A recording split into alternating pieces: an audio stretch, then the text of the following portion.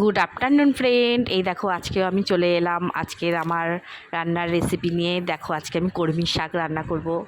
আর এই যে সজনে ডাঁটা নিয়েছি, সজনে ডাঁটাও কেটে নিয়েছি।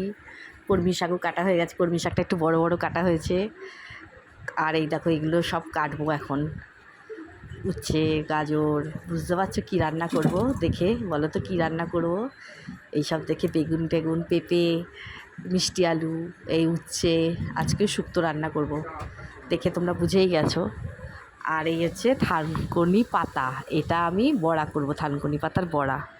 আর এই যে দেশি ডিমটাও আজকে আমি রান্না করেছি।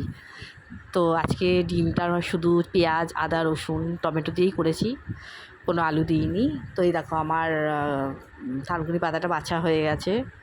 আর একটু মটরশুঁটিও দেবো, সেটা হচ্ছে ডিমে। এই যে আমি সব কেটে কুটে আমি রেডি হয়ে গেল, সব কাটাকাটি। আর দেখো কী রান্না করেছি আজকে আমি, দেখে নাও এবার। এই যে আমার রান্না কমপ্লিট।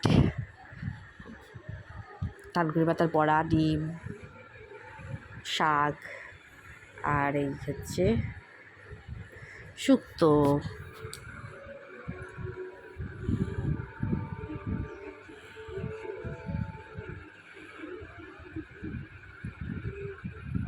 দেখো আরেকবার করে দেখে নাও, থানকুনি পাতার বড়া,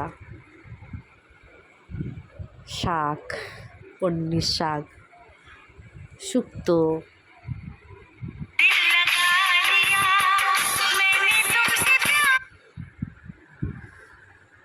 আর ডিম। এই ছিল আমার আজকের মেনু। তো আমার আজকের রান্নার ভিডিও তোমাদের কেমন লাগলো অবশ্যই কমেন্ট করে জানিও। ওকে, বাই, টাটা।